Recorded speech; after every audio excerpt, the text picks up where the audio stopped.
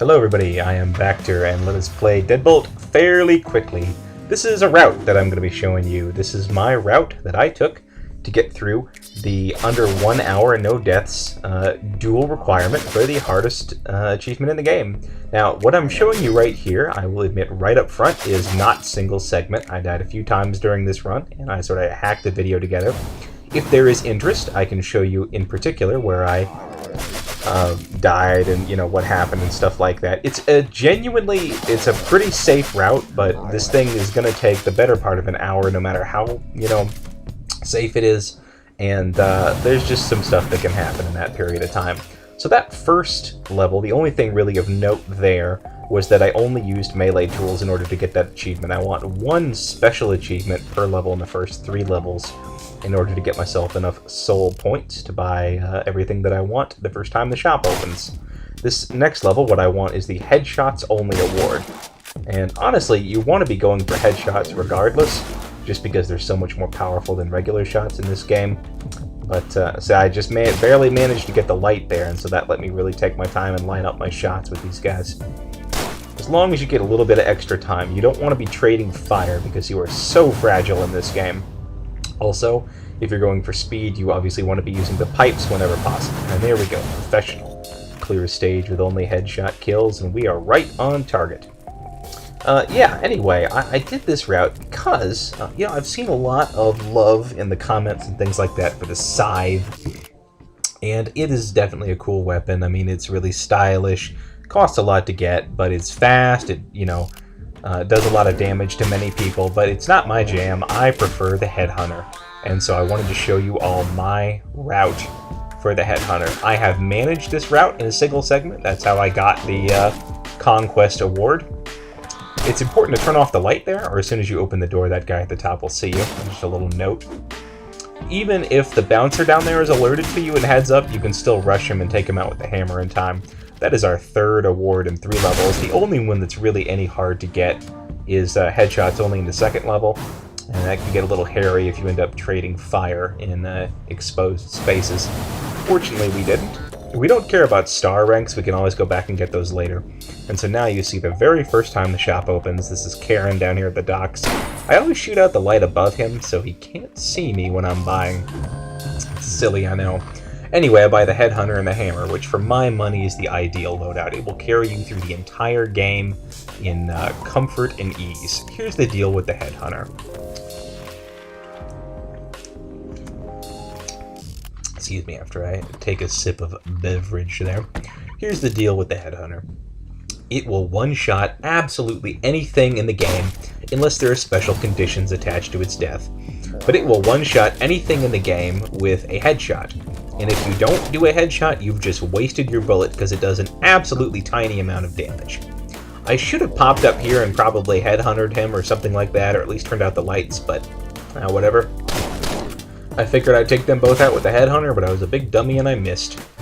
The other nice thing about the headhunter is it is accurate from forever away. There's really no maximum range with the headhunter. Now notice me shooting the ceiling to attract everybody's attention to get them to come up here. I of course miss with the hammer versus the bouncer because I'm a big old dummy.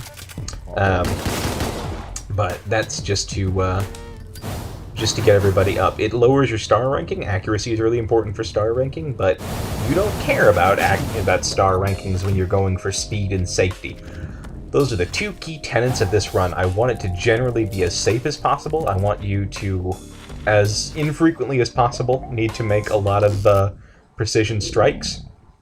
So this area down here is one where you kind of do, but if it's just versus these little guys, it's really not much of a problem. And because the headhunter is accurate from so far away, you can reliably kill people from across the room. That's the other thing I really like about the headhunter, is it eliminates a lot of the RNG. Now see, you taunt the 2 bouncers to go in there, and look at that, 2 shots, 2 kills. I actually don't know how well the scythe does against bouncers. You want Puff to get close to you there so you can take him out with 1 or 2 shotgun shots. If you take him too early, then the shotgun doesn't do enough damage and he can get off a shot on you. I have died to Puff a few times, I'm sorry to say. You really oughtn't to be taking much more than a minute for any of the first 9 missions. I think I ended up... I think it took me... oh, I don't know. Probably 12 minutes or so, and that's given the fact that there's actually 10 missions in this first part. Still not ideal, because that means I'm taking more than a minute for some of these. Look at how awful I am with that. Wasting all my headhunter ammunition, having to throw away my hammer. Now this level, I am sorry to say I did in a very non-ideal way. Honestly, what I should have done was meleeed him to death, run up here, and use my 9mm to take out the bouncer, instead of waiting for him to come to me, turned off the lights, and at this point, I should really just rush those last two there. I don't know what I'm doing. But I knifed that guy. Go back for the other one to knife the dog. I mean, this is a huge waste of time. So, this part of the route, you know, don't do what I did here. Be a little bit more bold. If you can turn off the lights and work in relative secrecy, you know, by all means. Now, that's not going to kill your run. You're still definitely going to get the under 1 hour if you do that. Because if you follow this route in particular, and I have routed a number of these levels fairly well. Now, I'm not saying that this is ideal or that this is, you know, anything like that. I've actually sort of on purpose kept myself from watching other speedruns of this game because I wanted the route to be particularly mine. I missed there, and that's frustrating because I know I can get him. If you aim 3 links up from those guys when you're firing the hammer at them, if you hit a head camera with the hammer, it doesn't actually count as using up the hammer, so you can use it again to attack other things. Those camera heads don't count as enemies. So it means if you have to kill all the undead in some level, you can leave some of them alive and it doesn't matter. I don't even know why I take that one out just for fun. I really do like the suppressed 9mm. It doesn't have as much punch as I would like, but it's just a fun weapon. And this is a fun level. Kinda... really should have headshotted him. It kind of kills me to not do this level with being undetected, but it's just a little bit faster, you know. So it goes. There's really not a whole lot more that you have to do to go undetected on this level, at least on normal. In hard, it's quite a bit different. Hard really changes things around. It adds a lot more enemies. I don't think the enemies take any more to kill, but the placement of them is much worse. It's a really smart way to do the hard levels, and I'd recommend those as a good challenge, you know. I don't know of anybody that's managed to do the under 1 hour no deaths run of hard mode. That would be a crazy challenge, but something to look into. I think the enemies are just really inventive. I like the zombies who detach their heads and use them as sort of turrets. You definitely don't want to be seen by the heads because the time it takes between them detecting you and firing is very low. Another important thing to note, if a level specifically gives you a weapon, like Boogeyman specifically gives you the suppressed 9mm, you always want to be sure and respec yourself from your car. That is a dangerous part right there, because there is just RNG in where the 9mm SMG fires, and I've had that part just not get enough lead into the enemies to take them down and died there, unfortunately. That's like an insecure part of this run. I'd like to make that better, but I'm not sure how. Anyway, you'll see a lot of me firing to attract attention from upper levels. I do it again here to get this bouncer down here. Again, that's not good for your star rating, but you know, when you're going for this particular challenge, you don't care about star ratings. All about safety.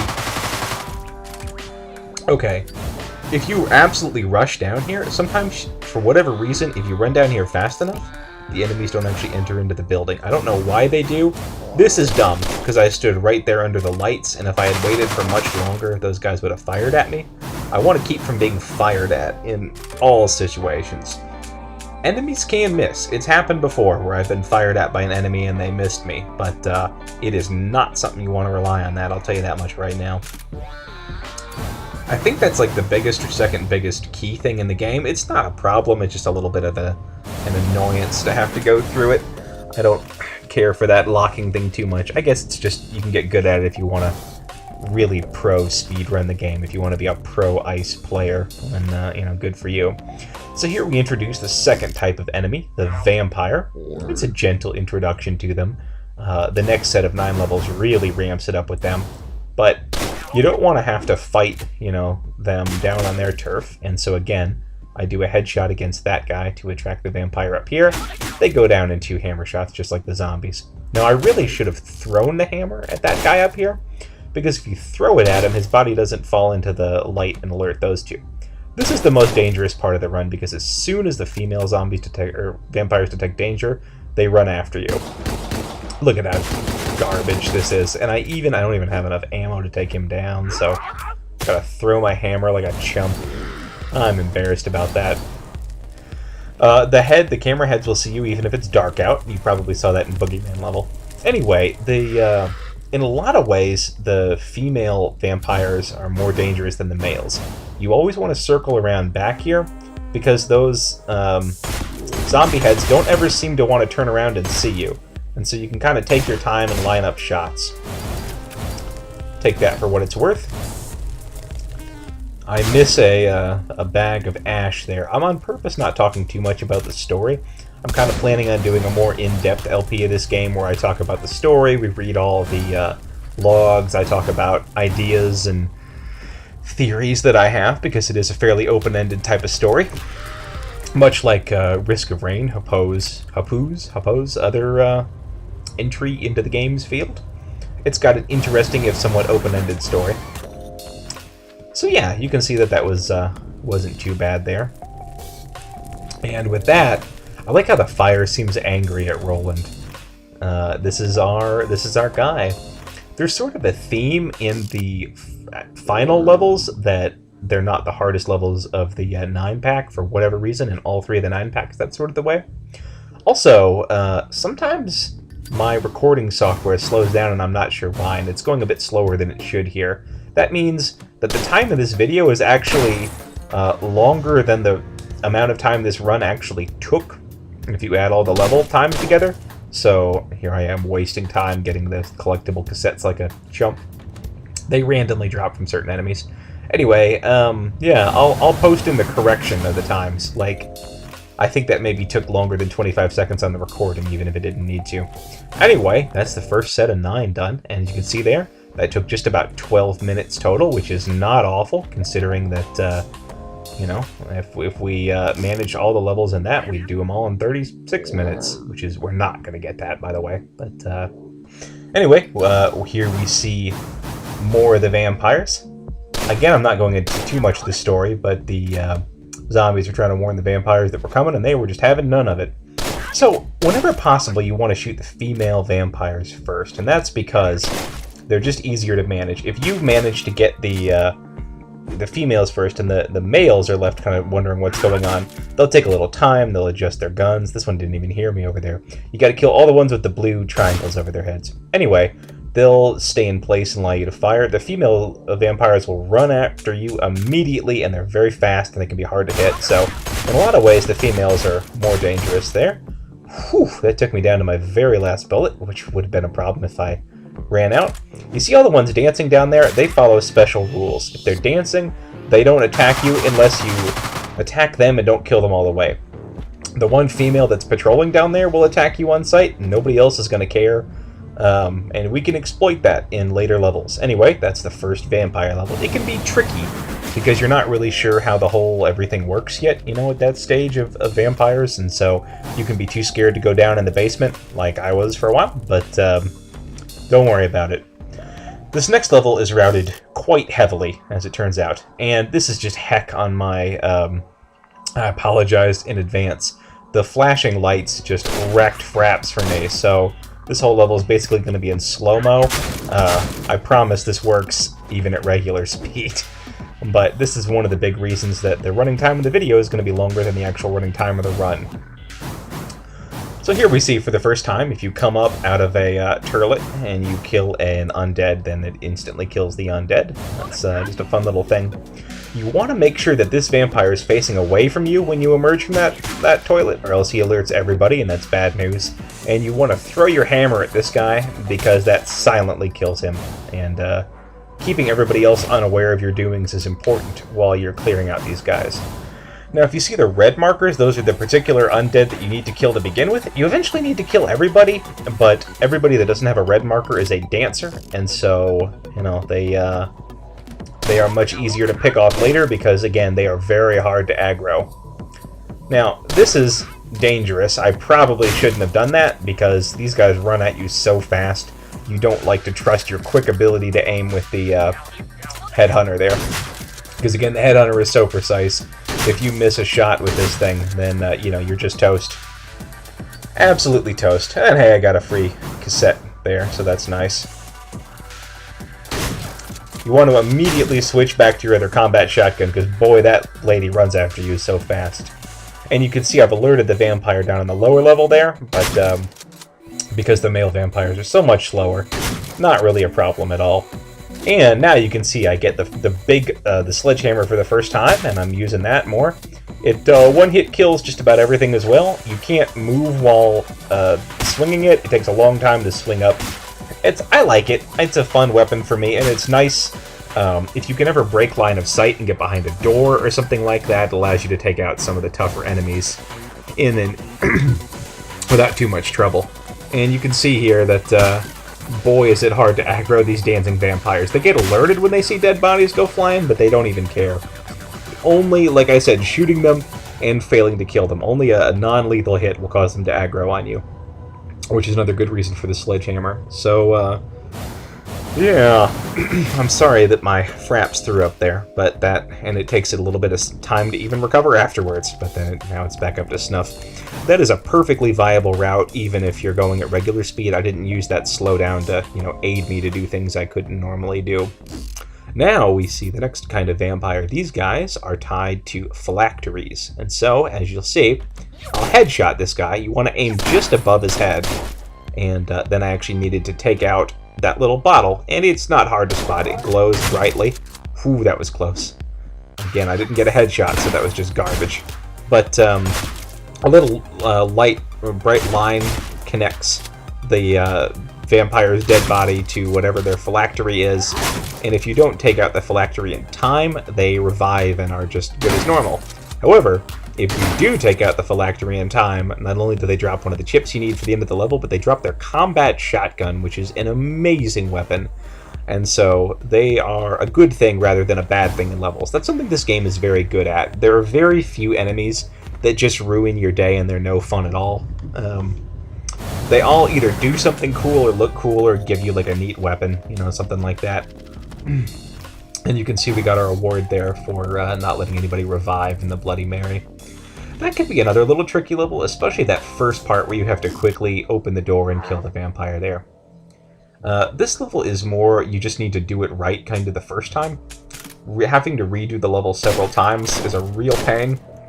Because you see all those little handles there? Well, this part is delicate. You have just enough time to rush that guy and swing the sledgehammer at him before he takes you down. I hear you want to use line of sight with the door, and to be able to use the sledgehammer to take down that guy.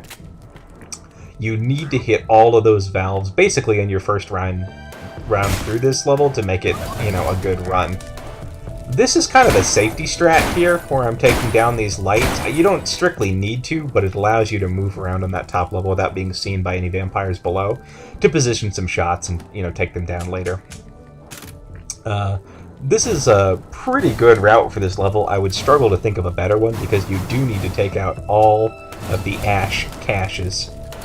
And so again, moving those levers opens up areas in the pipeworks for you to go through. Now, you can't take down any of the Nosferatu, whatever you want to call them, the immortal vampires, because all of their phylacteries are hidden. And see, if you didn't hit all the levers here, you would be blocked from making that jump. All their phylacteries are hidden in here. So now, having taken them down and getting this Tommy gun, I could take out this last guy here, but forget it, he's facing away from me, he's of no danger. Now, I really should have closed that front door to begin with, so that the car didn't shine its light around and make me more visible. That's another nice tactic, just to remember where your car is, and remember at the end of the level, the lights automatically come on to it, so, you know, you want to adjust yourself for that scenario. Alright, the twins are a really fun fight, because they are... one of them is good with guns, one of them is good with swords, you just saw the sword one, and they are each other's phylacteries, so you need to kill... They're at opposite ends of the level. Missed a thing there, fortunately had a backup hammer to throw. I have this path out pretty well as well. I think the way I'm doing it is probably the ideal way. I don't know, again, I haven't watched other people's stuff, so there may be a completely better way. But I'm not aware of it. Anyway, so you need to come up here, quickly deal with the other people that she has up in there, and the combat shotgun is good for that. You want to go 10mm because you're attacking her at range, and you really need her to go down. Now, you're not going to take her down for sure, because her phylactery is at the other end of the level. But you open up that little valve there, which lets you get through, and now you've got plenty of ammo to take out the second half. Remember, you don't have to kill every vampire in this level, which is important to remember. I got his phylactery. I didn't get him. 10mm pierces, and that's something to keep in mind. He drops his combat shotgun. I pick up the rest of it, and I didn't need to, so I feel bad about that. Whatever. Anyway, you can zip up past these other vampires, take them down with the combat shotgun, grab this 10mm. Don't even worry about the ones on the bottom level. As you rush up here, you can 10mm her to death as she rushes you. That's a little dangerous, but not really. I haven't died often to it. And now the path is away. She's facing away from you, because the last time she knew you were in front of her there. And down she goes, and that takes care of the twins fairly handily. Again, I've got that path fairly specifically. You can't miss a whole lot in that path. You know, you need to be accurate, but it's not too hateful, I don't think. And that, again, I find that to be harder than the final boss of this level. I find that to be a more unforgiving run, because there's just not a lot of room for mistakes. So here's a place where the plot definitely thickens. You can see that this clearly used to be a vampire club, but they're all turned into what looks for all the world like ash. Now, this probably isn't strictly necessary, but I like doing it. Get a landmine, put it out in front. I'm not saying that we're for sure going to get ambushed later or anything, or that we would need to take out the lights so that we could react to an ambush later. You know, what kind of crazy dog is that? I've got too much suppressed there. If I still had my headhunter, that would work even just as well. But as you can see, this is going to be a long-range shootout. And those bats, they have the suppressed PPW or PDWs, and those are real nasty if you let them get a bead on you. You can see that took my whole clip there, so this isn't good for a 5-star, but again, who cares? You get past him and get his combat shotgun. This is really the way to do it as opposed to just going up on the elevator, I think, because then you can sneak up behind this bat, get his 10mm, and hey, what do you know, there was a huge... there was a huge ambush at the end, and oh no, they seem to have stepped on a landmine. And now the light is out, and you've got your 10mm, and you've got your suppressed PDW, all excellent long-range weapons. And so all you really need to do is just stand here, be a little accurate as you spray them all to death, and there goes the ambush. Not bad at all. Actually a lovely way of doing it. I like how your apartment sort of fills up with things. Now this is as the game goes on. This is interesting because this guy has the red background, which normally means a boss, and so you're like, oh wow, the boss of the... oh no, it looks like Sir Stella has been ambushed by the Skellingtons, who emerge as late-game enemies. And you know, again, I'll probably put a spoiler warning on this video. That's a delicate thing. Anytime you need to ambush people with the sledgehammer, you know, you want to be careful doing it. This is another level where, for whatever reason, Fraps decided to throw up a little bit, so it's going to be a little dodgy, but, so, you know, I apologize for that. So it goes. I sort of did the best I could, but, you know. Anyway, you want to activate the microwave, which brings these two fellows down from up above. This level is actually quite a bit easier if you aren't jerking around, because your recording software is being a butt. Now, normally, that general, the hammer guy, decides or they're called lieutenants, I think, because the generals are different. You'll see the generals in the next level. Normally, they come down after you. Their deal is when they see you, they start running, and they run faster and faster and faster, and they get really hard to stop. But anytime they lose sight of you, they go back to their original speed, so you really need to use doorways, different levels, stairs, whatever you can to break line of sight with them. Now, I could have waited for him to come down, but, you know, I decided that going for a little long-range tactics was the way to go there, and it serves you pretty well. So you can see those three seem to have done their stuff up here, and if you paid attention in the intro, you saw there was a particularly large skeleton who was with those three.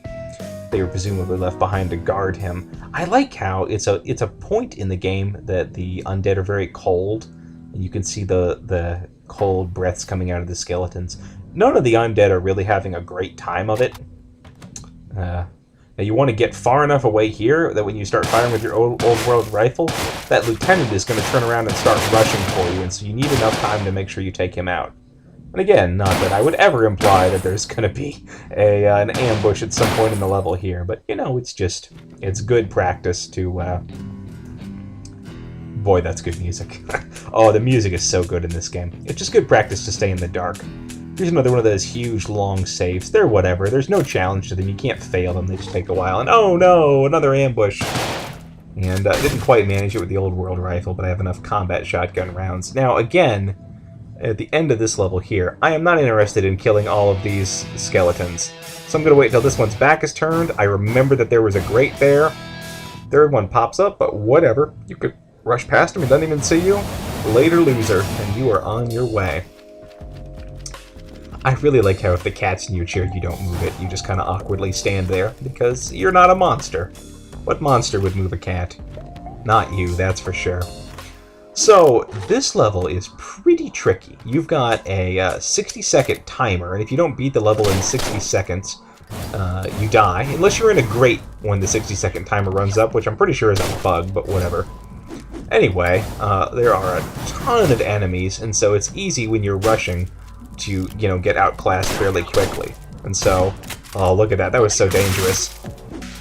Now, the two vampires down below are attracted now, so when they come up, I make sure I'm ready with the sledgehammer. The PPW to take her down. Don't miss the phylacteries that are in this room, because you need those in order to be able to take out these guys. Now here, I use the swing doors to break line of sight with the lieutenant, and so I can time my sledgehammer swing. Look at that. I don't have a ton of time left. And this was a pretty quick route. I've got like 10 seconds left in this thing. And you can see the alarm starting to go off, but there's the last ash statue burned, and I'm good. Now, as soon as that happens, as soon as the timer, you know, basically goes off where all the statues are burned, you get this huge wave of undead going in here. You know what? I bet somehow they're killable. I bet you could take them out somehow. Don't do it. Don't fight them. Just sneak around them and drive away. That's the sensible Reaper there. There's a whole backstory we could talk about, you know, who the candles are, who you are, who the undead are. And again, I'm really not going to touch on it too much in the course of this game. Instead, let's enjoy this final level here. Because this is really just a bloodbath of a level. This is another one where I fully acknowledge there's probably a safer way to do it than the way I do. Because a large part of my thing relies on just bursting out into the main chamber here and running away while these hordes of vampires rush at you. Fortunately, with the headhunter and the combat shotgun, you are absolutely well armed enough to take them all down. So, that's the way we do it. And that clears out a good most of the level, meaning that you're really just mopping up for the rest of this. Now, the vampires that normally have phylacteries don't here, which makes me wonder if the real situation is that Madame Stella stole theirs or something. I have never had that guy get close enough that he tries to take a shot at me. If he did, he would probably kill me instantly. So I'm just thankful he feels like he needs to get close. So again, the deal here is she's got like 5 of these phylacteries and you need to take all of them down. The silenced PDW is good because it doesn't attract her attention from up above, but that's fine. As long as you're far enough away from her when you shoot, you'll have no problem.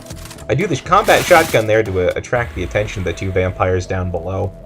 And I wait for this one to come up and get me, and I want to do the combat shotgun for that last guy behind the bar down there, because that's a quick draw scenario.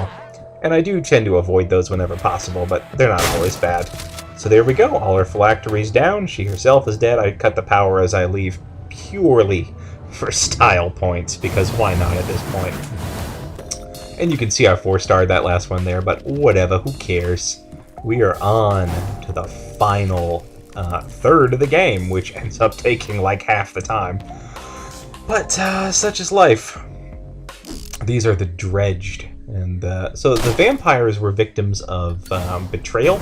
I believe the dredged were victims of suicide. And they're real cold, and they want to get to somewhere. My take is they are trying to enter hell, which is an interesting place, but, you know, they figure at least it'll be warm, I guess. I do try to use up the headhunter because, you know, ammo being at a premium as it is, you want to use all of your super valuable ammo. Now, there we go. I want to hammer that guy, and I can knock, which I don't use a whole lot, but I do that to attract the lieutenant's attention here. get far enough away that I can off him, and just for safety's sake, take out that top one. Now I switch out my old world rifle for this 9mm. It's not important. Either way will do just fine. That old gun works well too. I take out one with just regular hits and throw my hammer into the second one. I probably should have covered this by now, but if you throw a melee weapon and it hits an enemy, then that melee weapon is just lost. You don't need to have perfect aim here. You have a few, as you can see, shots that you're allowed to miss, and still manage to get everybody.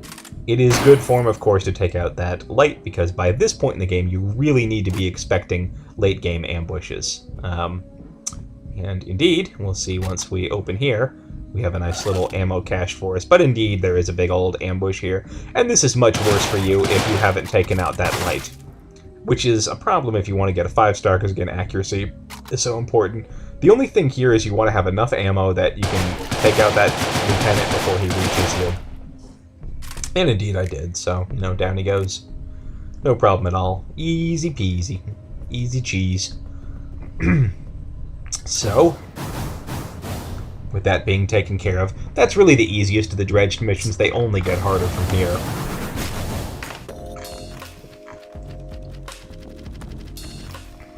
As you can see, the missions are getting longer as well. That's in particular why you want to rush as much as possible as in the early zombie levels. You're not always going to have, like, you know, a huge amount of time. This level in particular can be really onerous for me. I just don't know an ideal way to accomplish all of it. And so after, you know, my run here, I'm going to start looking at some other runs. The first 2/3 of the level are no problem at all for me. They're just... I've got them mapped exactly perfectly. You rush behind people, you get your sledgehammer, you take them down. The problem with these guys here is they have A, grenade launchers, and B, as soon as you alert them, they start setting mines, and mines, you need to shoot them, or I think you can very accurately throw a hammer into them, but that's hard to do, and I'm not good at it. There we go, I managed to headhunter him to death, take those two guys down as well. And now I can just get to this lower level and wait for them to come down, but these guys can lay mines right on stairways like that, so if you ever try to go up, they just blow you to bits, you know? It's a shame is what it is. Fortunately, I managed to hold him up there, but there's just a lot of RNG in that part there, and you have to do some quick shots with the headhunter. I don't like my route for the end of Structurally Sound. That's going to be something I go back and revisit, I'm sure, and make better. I'm sure somebody has some way to do it with, like, the scythe or something. You know, I'm not anti-scythe, I'm just not as pro-scythe as the rest of the community seems to be. Anyway, so here we have the bar hopping level. I'm not a big fan, like I said, of having to do quick headhunter shots just because it's dangerous, but it's not so bad there. Anytime, the worst is if you have to do a lot of quick headhunter shots, that they're not all at the same level. If you have to fight enemies that are the same size, now see, this here was so dangerous. I didn't do that right at all. I should have fired a warning shot to get him going or something like that. And then you always want to make sure that you have the weapon equipped that you want to, you know, maintain when you leave levels. So that's the bolt action rifle for me there. This part isn't so bad, provided you don't absolutely mess it up like that and, oh, I should not have lived. That's so dangerous.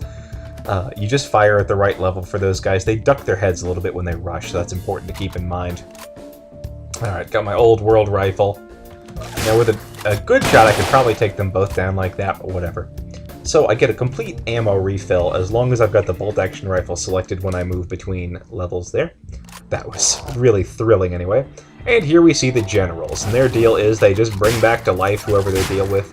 They're not particularly hardy, you know, they don't have a lot of hit points or whatever, so you can take them down with a shot to most areas, but they are very quick with these fireballs that instantly freeze you and turn you into ash, incidentally. That was a bit of a thrilling shootout there at the end. That level did not go ideally at all, but hey, it worked out for me, so that's all I can really ask.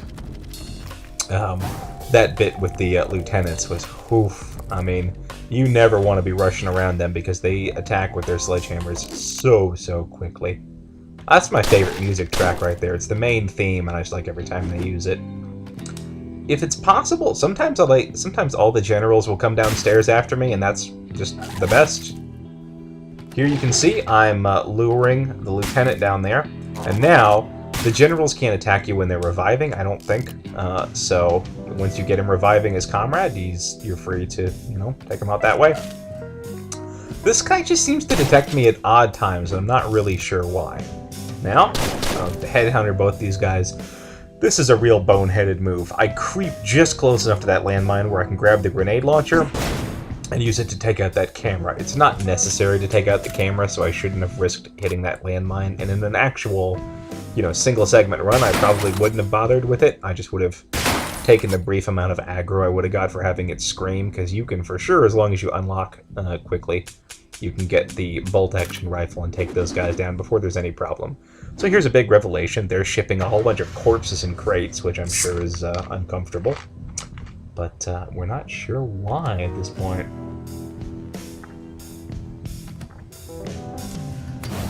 And again, no reason to totally clean out the level. You know, you don't want to inconvenience yourself by having to deal with all that.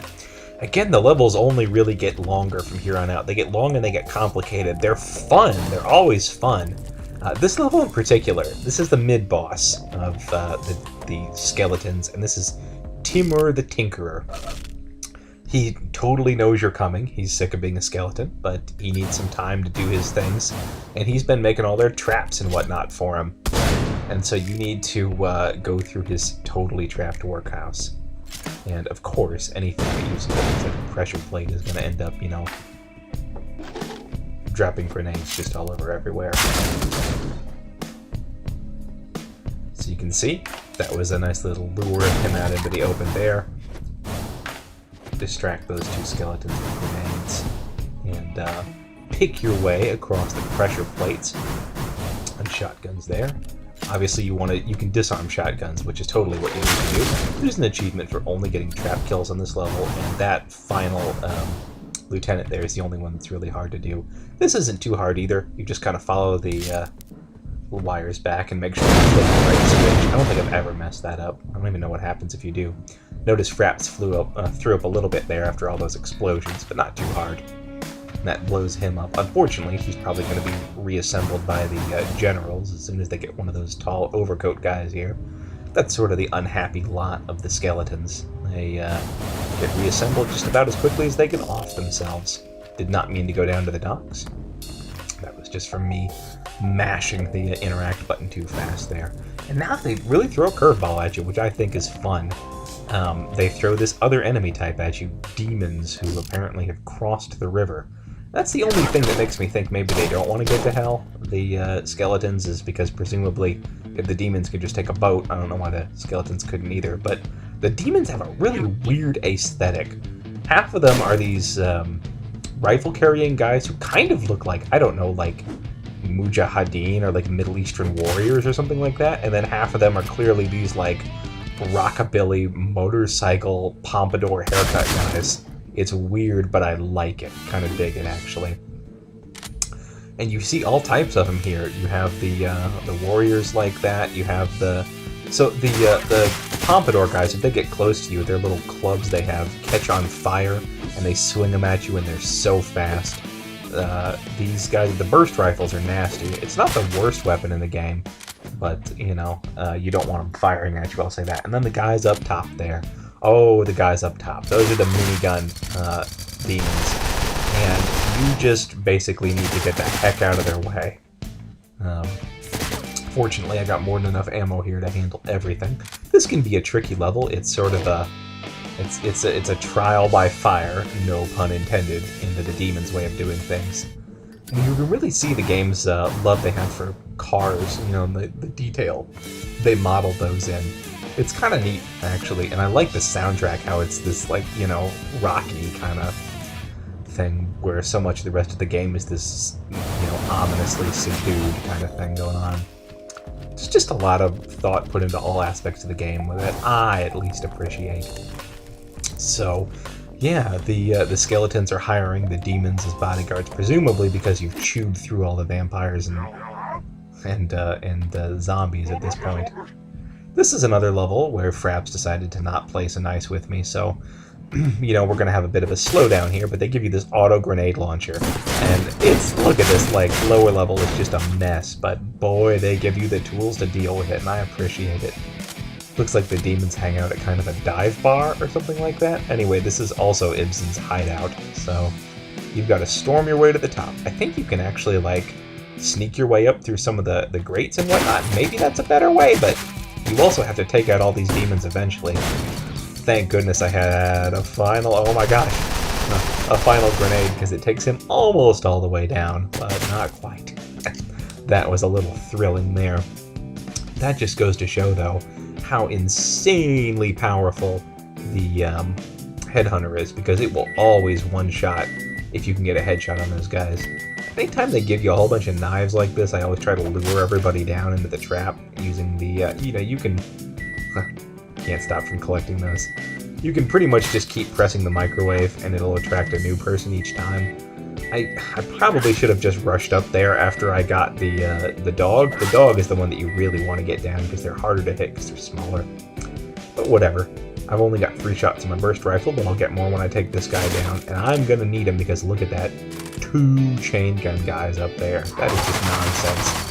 The fact that there are guns and knives and stuff just waiting in the level for you is what makes me think that maybe going up the right way is the way to do things, as opposed to sneaking your way up, because it would be super hard if you were like stuck at the back of all these guys.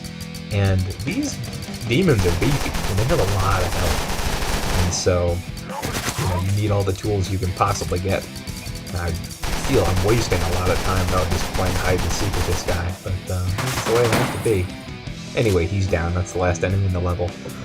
And if you've played the game so far, you're probably expecting a big old ambush when you get to the top here. You notice Ibsen's room, and this is so cool. Look, it looks like there used to be a fireplace that got plastered over in there. And there's other little clues you can get as you go through the game that it seems like he might have once been a Reaper, much like yourself, but for one reason or another fell from grace. If he truly is a dredge, then presumably that means he committed suicide, which means that's forbidden from you. Interestingly, the blood of most enemies is red. That's vampires and zombies. The blood of the dredged is this like grayish, ashy black, and you get skull fragments too when you shoot them.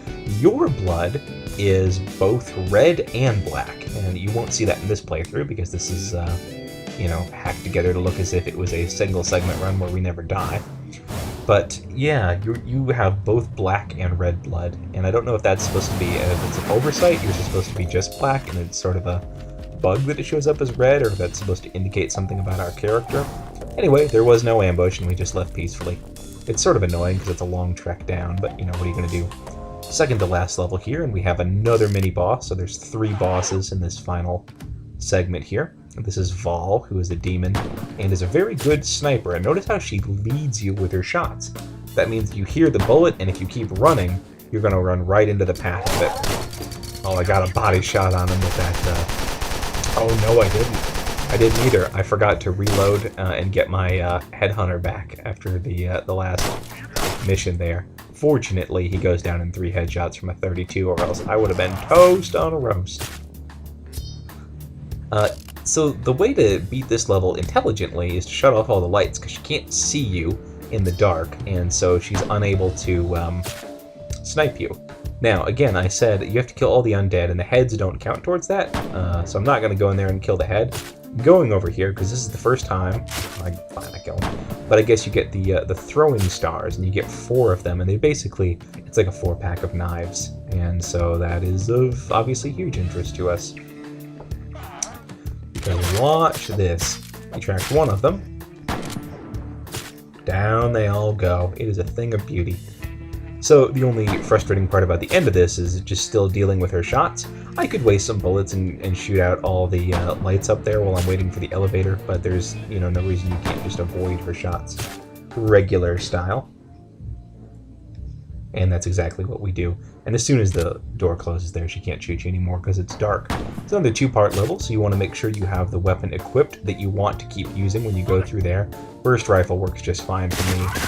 If I'd had the headhunter, that would have been another fine choice. You can see that being in the dark is such a huge advantage because that chain gun demon doesn't start attacking you right away.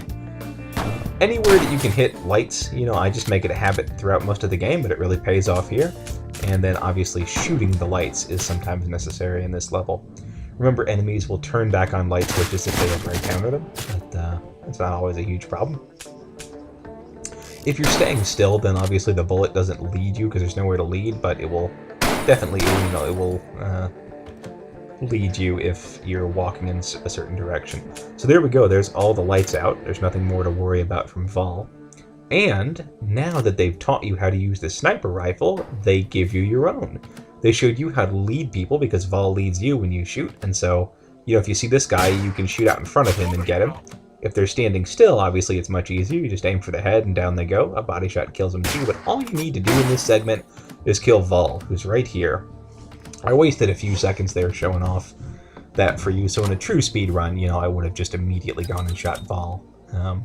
You can get an achievement for killing everybody up there with a headshot, but I saw no reason to do that. I like how the candle is kind of wowed at being this close to you. I know, I'm pretty great. And that's it, there's no reinforcements. That is the second to last level, and all we've got now is the final level of the game. There's really just a lot of variation in these levels here towards the end. I mean, you know, Timur the Tinkerer was that big puzzle level, and now we've got this sniper going, and then we get to be a sniper. And in the next level, not to spoil it for you, but we're going to see it in a second, you get a sniper, so you can direct a sniper to sort of do your dirty work for you. Notice that the fire doesn't extinguish anymore.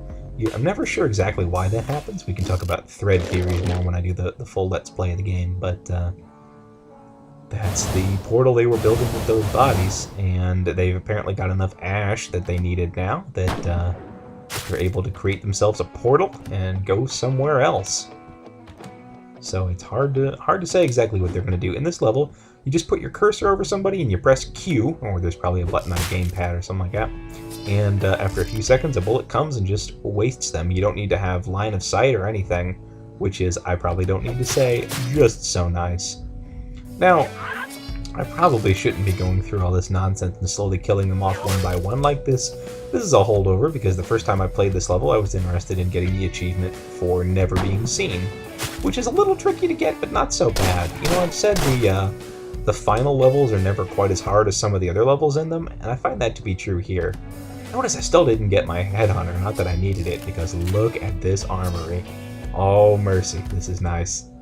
I tend to go I don't use most of the weapons in here. I just get all my throwing stars to begin with because they're silent. You can see they got a big gymnasium. You saw that in the intro. And they have sniper support from up top, and so that's the first one. Takes 3 throwing stars to take down that big demon. But with that done, then all I've got is the guys down ground level. And with that, I don't need the combat shotgun. I got the wrong gun there. I get the bolt action rifle. 2 of them will more than do it, because I've still got, as you can see, 4 bullets from my sniper support.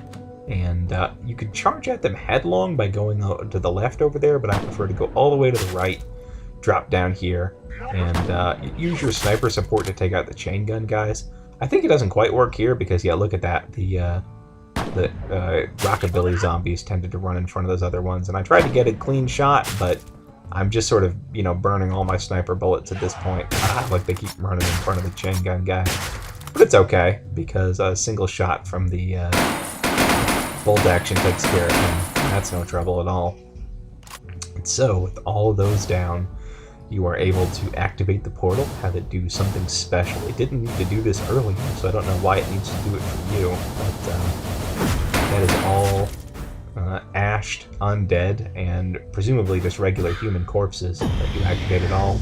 The portal activates, and through we go. So this is the last part of the last level. Home sweet home. And, you know, floating cubes, snow. You're walking through the snow there. I have never seen a cassette be offered by these dead bodies in here, but I guess they can drop them just like anybody else can. Notice there's a whole lodge over here that we can explore, and we will later, but this seemed to be a grating, so let's head down here, and oh, we see candles everywhere, so presumably this is the home turf of our candle boss, the Candle Lord, and boy, he's creepy. He is super creepy. Yeah, I do fear your true form, buddy, I am sorry to say. But he's got our familiar big comfy armchair, so down we sit, and you know, he's just more saying, I didn't think you were going to be here, but Ibsen is already here, so you gotta stop him. He calls us friend. I'm not really sure why that is. He is a very enigmatic figure, and he looks cool, too. He is a cool-looking dude. I think he's a bit cooler designed than we are, to be honest. We look a little stuffy, but that's alright. I think we're just a fine Reaper. So now it's a big brawl against Ibsen, and if you think it's probably a bad idea to charge headlong at him, I'd say you're right. Far better to go to you know, all the other levels and pick off the other enemies. And you may notice there's a lot of weapons lying around, and in fact there's just about one of each. Not all the sidearms, and in fact not all the weapons, but all the more iconic ones. Here's that scythe everybody goes on about. You get it for free in the last level. You can see it's got a real big reach. I mean, it does well, you know, against people, but it's just not for me. Fire to get his attention, fire 3 times to take him in the head. It's easier to headshot people from the front than the back, which I guess makes a certain amount of sense. And instead of using the scythe, because I don't know if it one-shots Ibsen, I'm going to sledgehammer him, which absolutely one-shots him. So he gets a couple revives, not infinite. So then first he goes up here. It's nice that he went down there. You saw I picked up Death and Taxes, which is one of the possible weapons we can buy from Charon, I never want to say that. There's a lot of bullets, but they're not particularly accurate or strong. It's fine. And then I scythe one of his guys down. If I'd used Death and Taxes, I could have taken him low down on that floor, but whatever. I've probably got enough firepower to take him down. He is quick and he fires very accurately, the Ibsen, so you never want him to get the draw on you. Here's the Revenant, which is another one of Charon's weapons. It is super loud, but very powerful. It's basically a slightly less powerful headhunter that you don't need to be accurate with at all. Headshots still do more damage, but it's not accurate enough for you to count on them all the time. And 2 shots with it anywhere will take out a lieutenant. So it's, you know, it's easier to use than the headhunter by a long shot. And so then he disappeared again. You notice we fired the headhunter at him. He disappears. And hey, here he is crouched out by the well. He doesn't he you know, his gun clicks at you for a while. It's okay. Sometimes when you kill him, he says it's so warm, and I prefer that ending because I like when he gets what he wants in the end because I think he's cool. Anyway, yeah, the Revenant is fine. I don't mind it. Death and Taxes I don't think are all that good. Honestly, any of the weapons will get you through the game. The 32 revolver works just fine. We've got a little slowdown here in the end. I'm not going to show the whole credit sequence. I am just going to show... I think it is time for a rest. We have worked quite hard. Thanks, buddy. I'm just going to show to where the timer stops counting for the 1 hour. Then you can see all the lights going out at the end, which I think is... This is an interesting ending to the game. And... that's neat. Bye. Thanks for watching, everybody. I'll see you in the full LP.